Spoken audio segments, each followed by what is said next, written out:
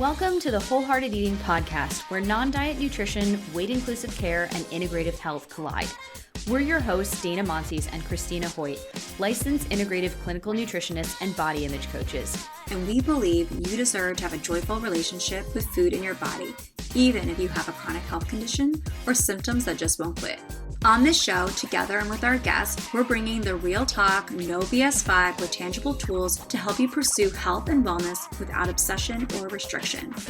Remember our disclaimer, this podcast is meant for general information purposes only and should not be taken as a substitute for medical advice, diagnosis, or treatment.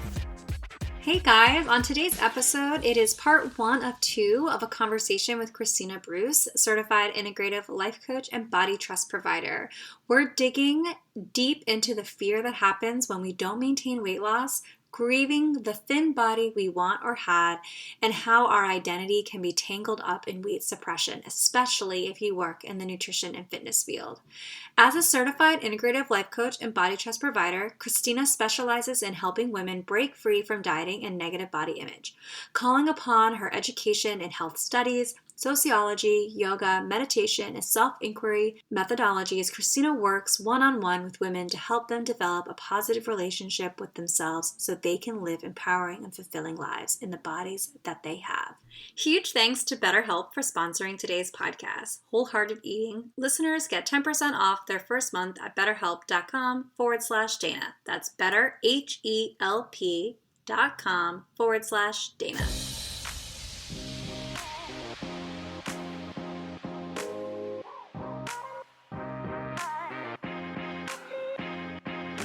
Thank you for coming on. So first of all, we have Christina Bruce with us today, a body acceptance coach, and we are so excited that you're here. And first of all, we wanted to say congratulations that you announced that you're having a little one this September, I think, yes, right? You said you're due in September. That is so exciting, and I saw your post about it when you announced, and you wrote down how it was kind of inspiring you with your own body image stuff and wanting to dive even deeper into it and wanting to bring that into your child's life. And I can absolutely relate to that so much because my daughter is a huge inspiration to me, and wanting to arm her with the knowledge that I have and protect her in some ways. And I'm just excited, and I'm excited for you. And I was curious has the recent news shifted something even deeper within you and your commitment to this type of work? I think, it's interesting. When we got pregnant, I was actually just hoping that it was a girl because I wanted the ability to be able to start her life off with a different experience, at least in the home, of how she could see her body, her relationship with food. So I feel like this has kind of been brewing for a long time, that the work that I do, I just wanted the generational pattern to stop with me. So I think it's more just like synchronistic, or just kind of following along with the way I thought it would be. That's amazing. And so you're expecting a girl, I guess? I am, yes. That's exciting. So do you have any advice for any newly pregnant listeners for body acceptance during pregnancy, and how has it kind of pushed for you, if you're open to share? Just a small topic. I know, just something light to get the conversation started. Just kick it off with a big area. So I have probably a lot to say on this. The one thing that I find is being really mindful of what you're reading and what the conversation is going to be in the mom groups or the apps around weight and around the changing body. So I follow an app, that does the week by week. Baby is the size of a coconut right now. And there's always these little kind of comments of, So for example, it was like common symptoms for this week of pregnancy. And one of it was you might start getting stretch marks. But the implication of the comment was like, and that's a bad thing. It's like, oh, we know that you don't want the stretch marks, but you might start getting them. And so being kind of aware, like I thought, I go, what if you just said you may get stretch marks and that's perfectly normal? That's the body skin like stretching to be able to maintain, to hold your baby. So just kind of noticing the conversations and what we're absorbing around the talk of changing bodies tends to be negative. And especially around the weight gain piece, there's a lot of fear around that. And you're going to, of course, hear stuff about, the doctor recommends only X number of pounds. And the reality is that, bodies are going to gain weight as they need to gain weight. I always say we're not robots, but yet we talk about and treat our bodies like they should be robots, like they come out of a manufacturer and there's this specific set of ways that they're supposed to behave, and anything outside of that, there's something wrong, quote unquote wrong. And that's not the case. Our bodies are so much smarter than we give them credit for. And so they're meant to change. They're going to change. And just noticing about the beliefs that we've absorbed about changing bodies and how they disempower us. How does it make us feel when we have these beliefs about what our body should be like, fears about, getting it back, without this understanding that it's like, we're not going to get our bodies back. This is, our bodies are forever changed now. And that's okay. And that's supposed to happen. And that's a good thing, because we're just creating a life and giving birth to a life. And if we didn't have these ideas and these fears around, our bodies changing, how would you relate to it? So I know that might have been a little bit vague and somewhat specific at the same time. I hope that gave you some answer. No, I think it's great. And I think, I think that's great. And it sounds like we need to create an app, right? It sounds like we need to create a pregnancy app that's a safe space for people, and that takes that into consideration and has almost like kind of loving affirmation and reinforcement of how incredible the body is, and how this is such an incredible thing that we've been blessed with being able to do, and have fought really hard to be able to do in a lot of cases, And so I think that's amazing that that you see that in those little apps, and that you're able to have an inner dialogue for yourself on how to switch it, and that you just shared it here. And maybe we should collaborate on an app on how to change the language around that. That would be great. That would be amazing. I think that app is needed.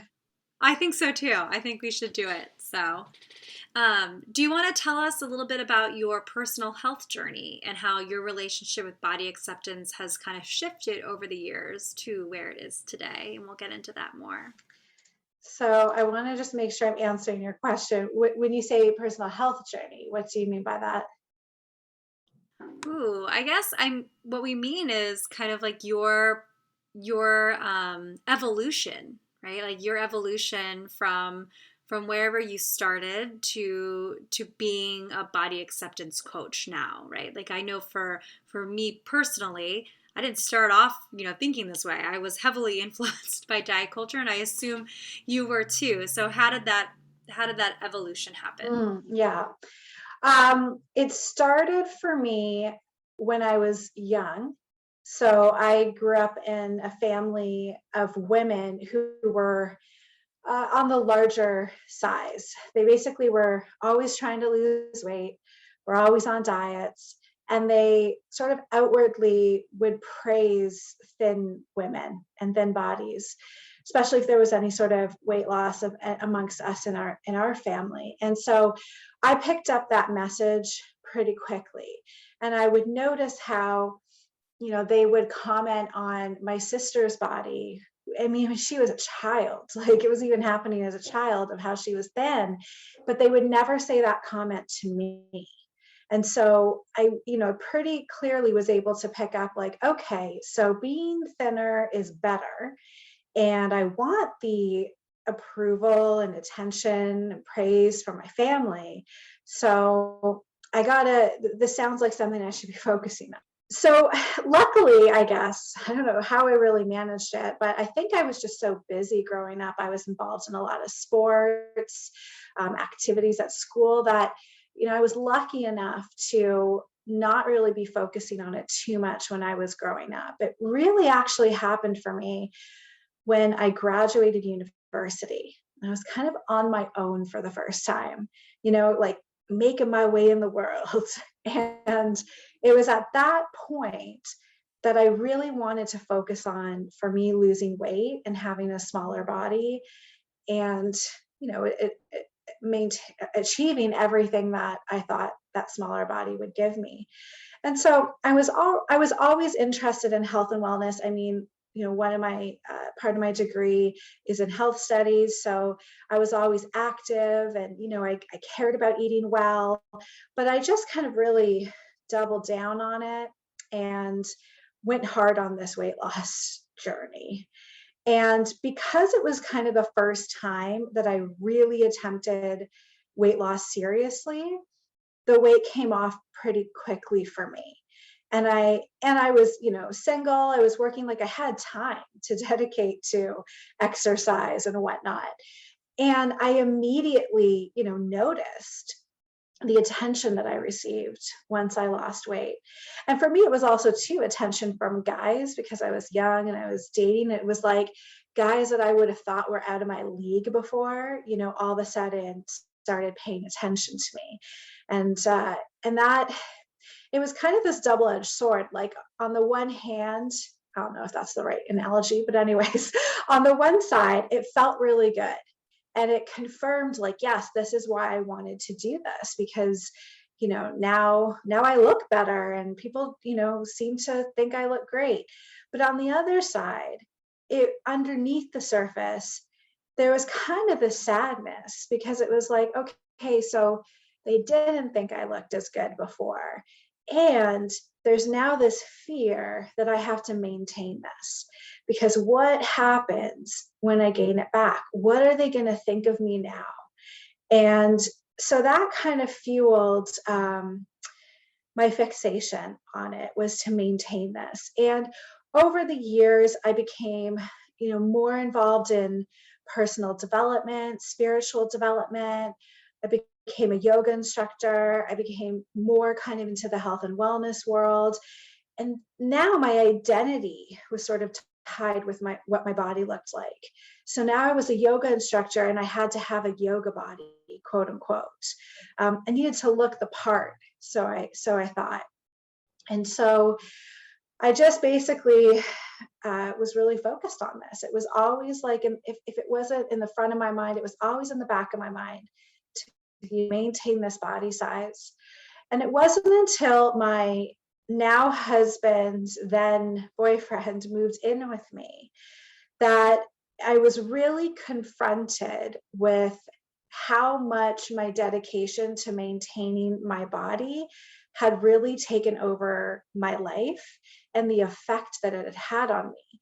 So the first thing I noticed was that I couldn't control my food as much when I had to share meals. So I would start to get mad at him if he gave me like more dressing than I would normally give myself, or more rice or whatever.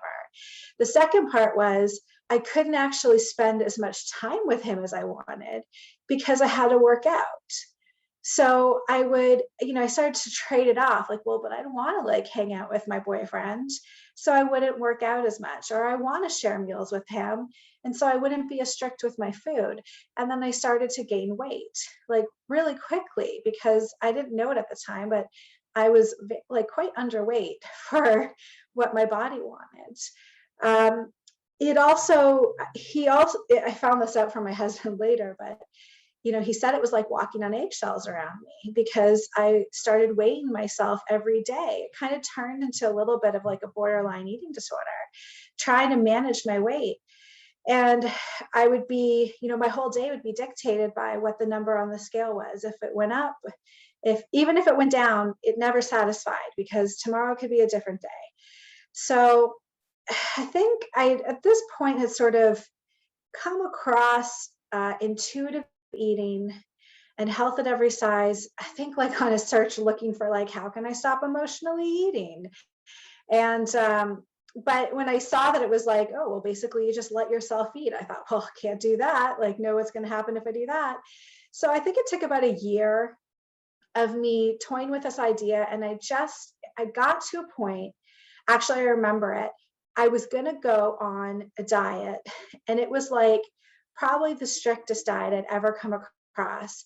And I look at this particular diet now as like kind of a sanctioned eating disorder. Like it's really what it is. And I had this kind of breaking moment where it was the night before I was supposed to start this diet. I was lying in bed and I just started sobbing. And I was like, I can't do this. Like, I don't want to live my life like this. If this is what's required for me to maintain this body size, I don't want to do it. And so then not long after that, I just decided to give up cold turkey. And so that's it. I'm done. Like, I'm done dieting. I'm done trying to maintain my weight. I threw out my scale and I started absorbing every podcast, book, like everything I could get my hands on around body positivity, health at every size, intuitive eating. And I just let myself go through the process of recovering from restrictive eating and over exercise. And I gained a lot of weight very rapidly. And I went through then the really deep emotional process of everything that came up for me around what did now the loss of this thin body. What I remember actually kind of grieving the loss of this thin body. I had a moment where I remember crying, like it felt like somebody died, like it surprised me. And started to really look at like, what do I make this bigger body mean? Noticing all the ways that I needed all the external approval from people in order to feel okay about myself, and started to say, okay, this is about how am I going to get this approval from myself? How can I learn to be okay in the body that I have right now? How can my happiness and my value not be dictated by my body changes? And so through all this process, I had actually was in the process of being certified as a life coach, and it all just kind of, the two roads merged together. And I was like, well, this is what I'm going to coach on because I've been through it. I have such deep personal experience of it. And that's what brought me to being a body acceptance coach.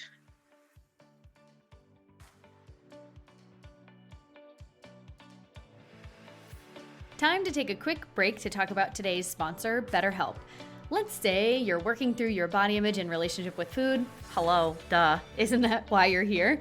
You've heard us talk all the time about how going to a therapist or a counselor to help work through the issues we have around food in our bodies, how we use food and exercise as a control or coping mechanism can be really helpful. But finding a therapist that specializes in your needs is hard, and in-person therapy can be really expensive. That's where BetterHelp comes in. BetterHelp is an online therapy platform that is 100% privacy protected, affordable, and provides professional counseling services from thousands of licensed, accredited, and board-certified therapists. To get started, you fill out an intake questionnaire, and BetterHelp matches you with your own counselor, who you can see from your own home either over the phone or on a privacy-protected video platform.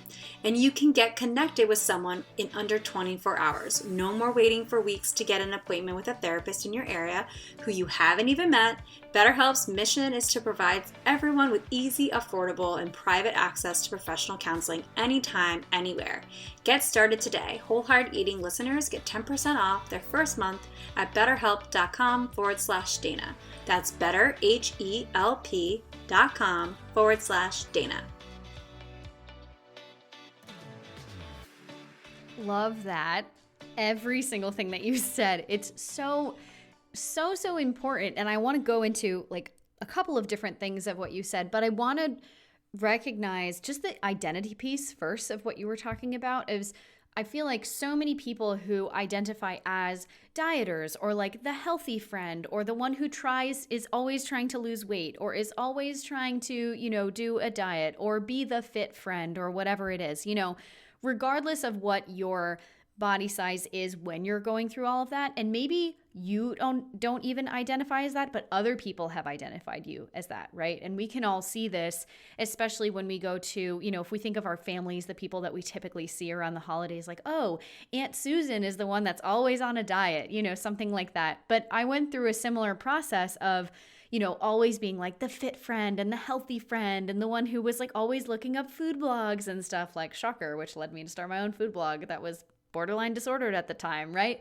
But then, when you are going through this process of, oh my gosh, everything that I've been doing is not actually contributing to my health, it's taking away from my happiness, and it's gotten to the point where I feel like my value that I provide in this world is just based on my body size, there is this grieving period of like, oh my gosh, I've been hurting myself this whole time. And then on the second hand, it's like, what do I do going forward? And I feel like a lot of people, especially when they go through different life changes, like you mentioned, moving in with your boyfriend, now husband at the time, kind of forces you to go through that change. And it's really uncomfortable because you don't want to go out of your routine, out of what feels good to you, right? Because like habit, routine, we're like, oh, I want to stick to that. And anything outside is like, no, that's not my comfort zone. And especially when it can lead to body changes or what feels like a loss of identity, it's like you said, you're like grieving a past self, but then there's also this worry of like, if this isn't me, who am I and what do I do going forward? And then a bigger crisis of how do I actually find happiness in a body that is not so tightly controlled by, like what you said, are these diets that are basically like sanctioned disordered eating. I can't even break down how many ways I heard your story, Christina, and I just felt so seen. And I hope that all the listeners feel as seen too, and what Dana just shared too. And I think one thing I'd love for you to dive deeper into, that you mentioned kind of in passing in your story, and I don't want it to go unidentified, is you said, I was really underweight for what my body wanted. And I'd love for you to go into more about what this means and how it differs from what we think our ideal body is supposed to be. And I think that's a big piece of that grieving process. And maybe if we can provide some education, because we're big on that, if we provide education around it, maybe that would give people a little bit more of a safety net when they're exploring that and in that grief. And so if you could elaborate on that, that would be amazing. Yeah, there's a lot of, I think, different aspects to that piece of like what does my body want to be, like what's my quote unquote ideal weight. I think the first factor that we have to take into consideration is how we're influenced by the BMI, and this idea of what is a quote unquote normal weight. And there's a long history. I mean, to me, it's like insane that the BMI is actually still used. Like, it's such a terrible diagnostic tool for anybody's health. And there's a long history of the BMI that I know is explained in the book Health at Every Size. I don't want to get into it, but basically it's just not a good indicator of body size. And what they actually find long term is that people who are in the quote unquote overweight category of the BMI live the longest. So that kind of just says something right there of how this is skewed. So we get kind of infiltrated with that. The second part, I guess I would say about what is it that my body, the ideal weight my body wants to be, is if we've been dieting for such a long time, or we have this idea of what is our ideal body, we have to just look at how that ideal body image has been formed. Like where did that come from? So not only is the BMI as the influence, but it's also the images that we see over and over and over on, movies, TV, television, media, social media, of what is a quote unquote ideal body. And we can start to think that we have to have that. Then we can also have our personal experience with our ideal body. So maybe there was a time in our life where we had a particular body size and we felt the best. So we might start to equate like that I have to be this particular size in order to feel okay about myself. And then for me, like where I come from it, where I come at it now is like, what is the ideal weight for my body? There is no ideal weight for my body. It's my body is always going to change based on my life circumstances. So when I say that my body was underweight of where it wanted to be, the an indication of that was as soon as I gave a little bit of wiggle room to what I was doing and the weight just popped right back on, like that's an indication that my body actually wants to be bigger. It's not a fault. It's the body saying, hey, like actually we could use a little bit more weight here. And so I often liken my experience with weight suppression as if I was holding a beach ball underwater. And so over a long time, it gets really tiring, or like the slightest shift and that ball pops up out of the water. And that was what it was like for me. So when I started to let go of food rules and I just essentially just let myself, I went like any full permission to eat. So anything I wanted to eat, any time of day, in any quantity, that's where I went right after dieting. And I needed that period. That was really important, not only for my body to regain trust that like it can get food again whenever it wants, but psychologically that my mind could trust that I would feed it again whatever it wanted. It's that psychological restriction that's even the harder part. And then eventually, keeping on doing that, it kind of that backlash eating, as I would call it, dissipated on its own. Because, for me, it was like I was eating ice cream like several times a day for weeks. Eventually, I got to a point where I just didn't want it so much anymore, and I'd start craving like a salad or something like that. And that was really interesting to me to notice that. So after I kind of got back into this balance that wasn't dictated by what I think I should or shouldn't be eating, but really came from a place of internal regulation, then my weight settled at a place where it just stayed. And it's actually been that way now for several years. Like I haven't weighed myself, but relatively my clothes kind of stay around the same size. So that now is where my body wants to be. But that can change depending on what my lifestyle change happens. Like I sometimes say, if I, you know, won the lottery and I decided I'm going to Spain for 6 months and I'm going to like, I don't know, apparently there's some like big trail there that you can hike, whatever. If that's what I was doing now for the next 3 months, was literally hiking for hours a day, every day, there's probably a chance I'd lose some weight because my lifestyle changed.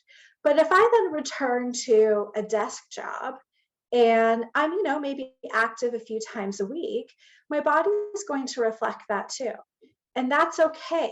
One's not better than the other. It's just different based on the lifestyle. So when I'm living a life that feels good to me and I have variety and I have, fullness, I have, family, or I have friends and I'm doing activities that I enjoy, whatever my weight is at that time, that's what my ideal weight is. The ideal weight's going to be different after having a baby, probably. My ideal weight would be different if I had an injury. Like it's fluid. We're not meant to stay one size. And so it's going to change. Yeah, that's what when you were talking about the different lifestyles and how it could affect maybe your weight in any way. The first thing I kept thinking about the whole time was how fluid it is, and I think a lot of times people, even I think from like a clinical standpoint, from like a medical standpoint, we all know, and I hope our listeners have gathered enough that we don't we don't subscribe to this at all, but in the clinical nutrition world, there is a conversation about ideal body weight. And there's like a very, like you calculate it out. It's like all these different things, and it's supposed to be for optimal health, right? That's sarcastic for everyone who doesn't, who can't tell. But I think one thing that happens too is I think we can get really attached to our own ideal weight, like this number that we've become fixated on, this number that we believe that we should be. And like, a number that we might say to ourselves, like, okay, now that I'm hiking 6 hours a day in Spain, this is now my new ideal body weight, because it allows me to move more freely in the world or get less comments from other people. Or like you said, there's like this reinforcement that happens. You told in your story about this negative reinforcement of this behavior, right? And so I think one thing that I was thinking about while you were talking about this was giving people permission to allow for the fluidity and to say, just because you are in a smaller body, because you're hiking 6 hours a day in Spain, doesn't mean that when you come home, you're supposed to carry that behavior home with you and kind of like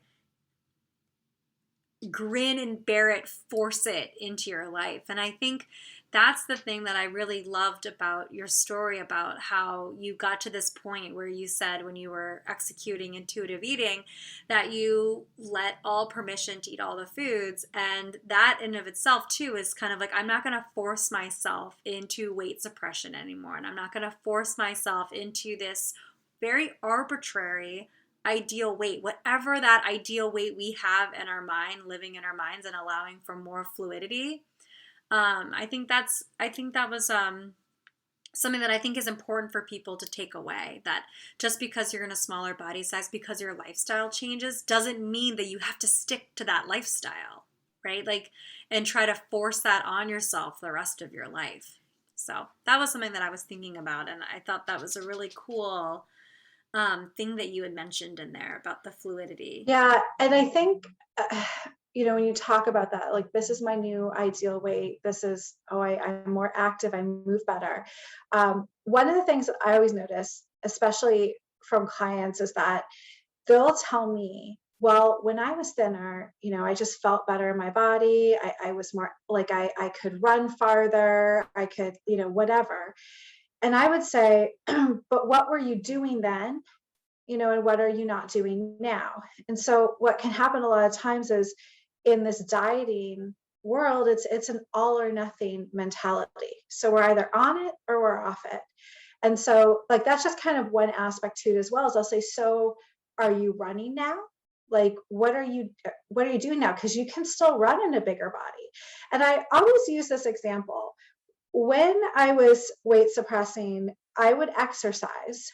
And I remember having some days where I felt great exercising. I felt so light in my body. I was like, I must have lost weight. Like, I feel fantastic. And I'd go and weigh myself and I didn't lose any weight. And I'd be like, and it kind of just stuck with me. It was like, oh, so maybe it's not actually about the number. Maybe it was just about how I was feeling. And the other piece that I wanted to say is, like, for me, this journey is really all about, or not a journey, but just this way of living is really all about freedom. So if now I have to have this particular body, if I have to have this ideal weight in order to be okay, in order to quote unquote feel good, what kind of level of stress is that now adding to my life? What am I having to give up on in order to maintain this? So again, like, if it's not realistic for me to be hiking 6 hours a day, like I was doing after I won the lottery in Spain, if I'm now home and I can't see family, and let's just assume this wasn't a huge amount of lottery winnings and I have to go back to work. If I can't now, carry a job, like, is that actually going to give me the life that I want to live? So I'm having a battle with myself. There's an internal battle. I'm really like causing myself a lot of stress by holding this ideal body up for myself. And can I really actually not feel good unless I'm this size? I would question that. I would question different ways that we can actually in a bigger size. a lot of times it's that because we only have the experience of being on or off, we equate being in a bigger body as like not caring anymore or just lazing around and doing nothing. Like we don't have that balance. So a lot of it is mental. A lot of it is what we're eating and thinking about our bodies that brings us a lot of stress. When we think that we need to be an ideal weight, and it retracts from us feeling okay in the body that we have now. And another part is that we've probably not lived in an actual balanced state for a long time if we've either been on the diet or non-diet train. We're going to stop the episode here for this week, but make sure you stay tuned next week for part 2 of the episode with Christina Bruce. Well, thank you so much, Christina. This whole conversation has been so full of, in the words of Dana, truth bombs, like, and lots of really great nuggets along the way. And we just want you to share with us, where can people find you? What do you have coming up? If you have anything coming up, I think you mentioned something on Instagram about a yoga class or something soon. We'd love to, share away. Share how people can find you, what they can do with you, how you work with people, all of the things. Yeah, sure. So my website, ChristinaBruce.com, is where you can find me, but I'm very active on Instagram and also Facebook. But so those will be the social channels. And right now, because a baby's on the way and I sort of have some limited time before I take some time off once I have the baby, I do have some things coming up and some timelines. Right now I've got a yoga for body acceptance class. So it's going to be kind of more of a experiential class where we can really get into our bodies and notice, how are we feeling as we move them and what kind of beliefs do we have about them, and start to focus on acceptance of where we're at. So that's coming up on May 21st. And I'm letting people know that even if you're not available to attend live, you can still register and get the recording. And so you can do that after. And then right now I'm still taking some clients. I have an 8-week body acceptance one-on-one coaching program where we can start to get, more deeper into, what are the beliefs, what are you struggling with your body? And we can start to put into practice ways to overcome them and become more rooted and grounded in who you are and confident in your body. And I'm taking new clients up until June 30th, and then I'll be pausing before mat leave. Yeah.